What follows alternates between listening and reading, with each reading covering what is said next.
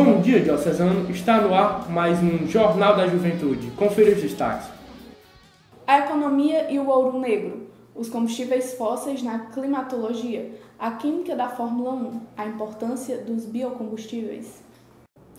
Ao fim da Segunda Guerra Mundial, iniciou-se no Brasil um intenso debate sobre como explorar o petróleo no país, a partir de 1946, quando foi promulgada a Constituição Brasileira. A Carta estabeleceu uma regulamentação sobre a exploração de petróleo por meio de lei ordinária, criando assim a possibilidade da entrada de empresas estrangeiras no setor petrolífero. Portanto, de 1947 a 1953, a população ficou dividida entre os defensores da ideia de que a prospecção, refino e distribuição deveriam ser atividades exploradas por empresas nacionalistas que afirmavam que se o Brasil não criasse uma empresa estatal, o petróleo seria oligopolizado pelas grandes corporações internacionais, submetendo o país às grandes companhias. O então presidente Dutra enviou ao Congresso Nacional do Brasil um anteprojeto do Estatuto do Petróleo, desenvolvido por uma comissão responsável por revisar as leis existentes devido à nova Constituição de 1946 e criar outras regras para a exploração do petróleo no Brasil. Se aprovado, o texto determinava a participação da iniciativa privada na indústria de combustíveis. Em 3 de outubro de 1953, o Getúlio Vargas, que presidia o país, sancionou a Lei 2004, que estabeleceu o monopólio estatal de pesquisa, refino e transporte do petróleo, ou seja, a exploração petrolífera do Brasil em prol da União, instituindo-se com isso a Petrobras. Em agosto de 1941, os Estados Unidos da América e a Europa introduziram um embargo ao fornecimento de petróleo. Nessa altura, faltava no Japão a produção nacional do produto. O país não tinha uma economia industrial, mas tinha marinha poderosa e força aérea grande que precisavam de petróleo. Este teria sido um dos catalisadores para a agressão do Japão no Pacífico, no Extremo Oriente e no Sudeste da Ásia. A Guerra do Irã e Iraque foi um combate realizado entre os anos 1980 e 1988 e levou ambos os países à desmoralização e ao enfraquecimento. O Iraque começou a guerra ao atacar instalações iranianas envolvidas no negócio do petróleo e navios comerciais. O Irã retaliou por atacar tribunais iraquianos e campos e minas marítimas de petróleo, além de colocar minas no Golfo Pérsico.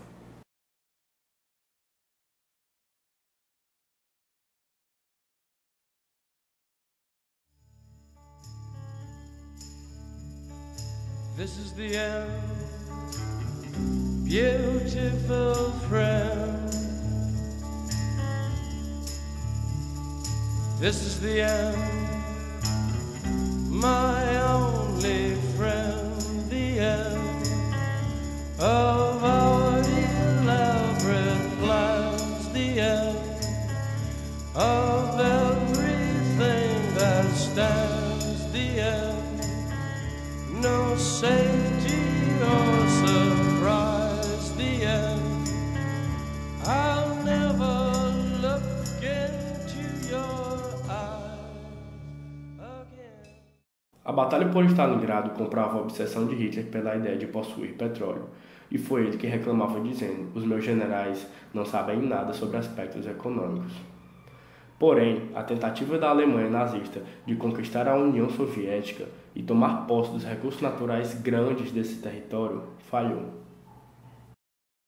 A invasão do Iraque ao Kuwait aconteceu em 1991 e uma das razões foi a intenção de Bagdá de tomar controle das jazidas petrolíferas do Kuwait.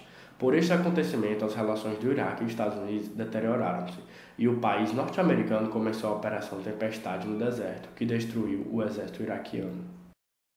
Diante das atuais circunstâncias, nós temos observado várias mudanças ao redor do mundo, como alteração no regime das chuvas, secas prolongadas e enchentes, aumento na temperatura que fizeram recuar geleiras, principalmente no Ártico, mudanças na composição química da água, como acidificação e desoxigenação, que fizeram sumir 27% dos recifes de corais da Austrália, formação de ilhas de calor em cidades e aumento de chuvas ácidas devido à concentração de óxidos como dióxido de enxofre e trióxido de enxofre.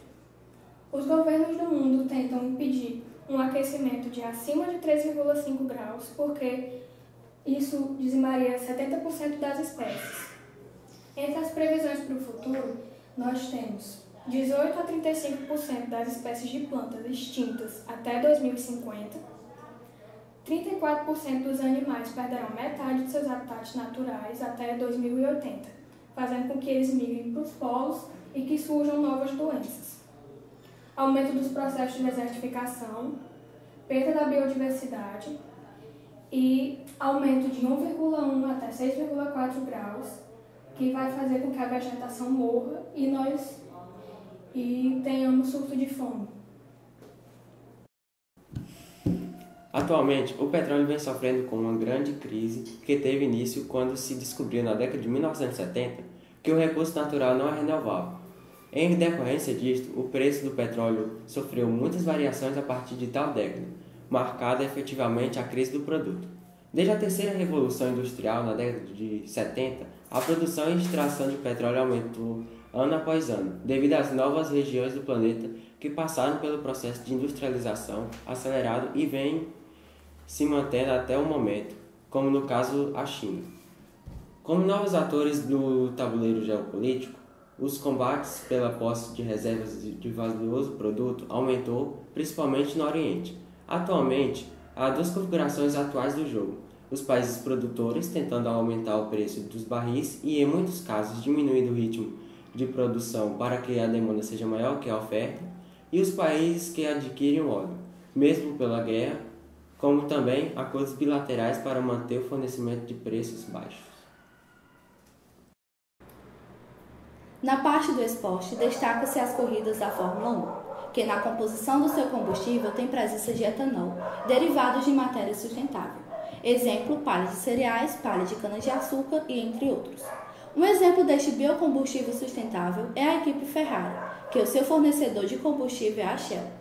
Hoje anunciou que a gasolina contém etanol produzido a partir de palha de cereais. Dependendo das tecnologias empregadas, o custo do etanol celulósico pode ser menor que os da gasolina e do etanol proveniente do milho. Além disso, há menor liberação de gases que contribuem para o efeito estufa e de matéria fina particulada, composto altamente tóxico ao ambiente. A partir da década de 70, com a crise do petróleo, ficou cada vez mais evidente a necessidade de se buscar novas fontes de energia. A partir de então, começou a ganhar espaço no cenário nacional os biocombustíveis, mas o que vem a ser de fato os biocombustíveis? Biocombustíveis são fontes de energia derivadas de matéria orgânica e renovável. No Brasil, os mais utilizados são o etanol, derivado da cana-de-açúcar, o biodiesel, de óleos vegetais, e o biogás da degradação de matéria orgânica. Porém, muito além de ser úteis apenas se vier faltar combustíveis fósseis, os biocombustíveis são de fundamental importância para reverter problemas ambientais como o aquecimento global, pois os gases liberados na queima do combustível é reabsorvido pelas plantas na safra seguinte. Além disso, por serem renováveis, ele pode-se ter o controle sobre a produção. Por exemplo, se falta etanol, se planta mais cana-de-açúcar, mas se o mercado estiver superfaturado,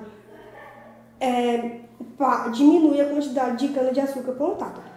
Além disso, ainda serve como fonte de renda para famílias que passam a cultivar os produtos do composto. Nossa correspondente, Cristina de Alarcon, foi às ruas pesquisar sobre a opinião popular a respeito dos combustíveis. Bom dia, eu sou Cristina de Alarcon e estou sendo repórter por um dia. A gente está aqui no centro para consultar a opinião pública sobre os biocombustíveis.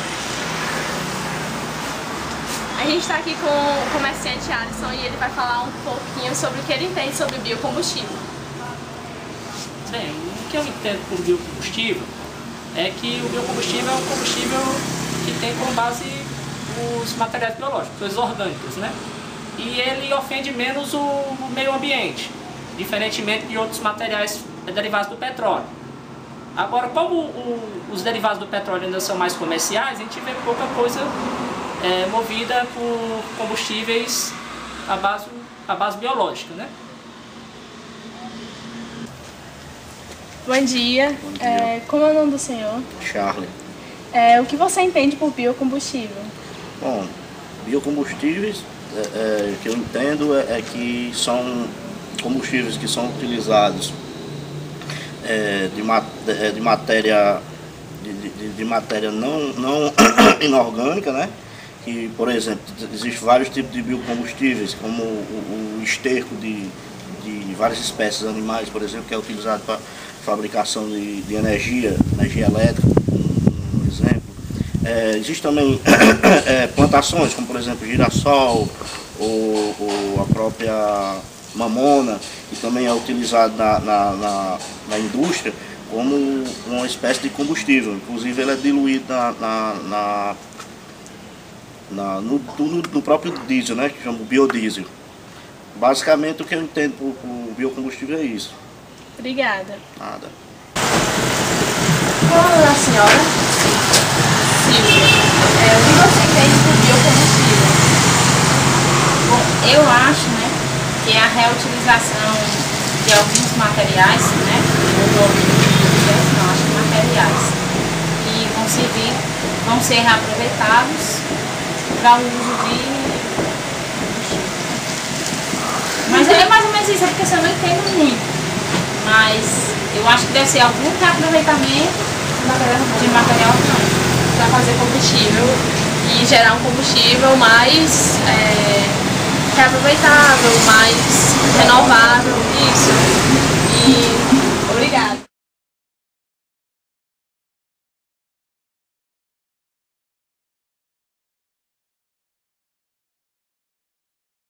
Pera, senhora! Senhora!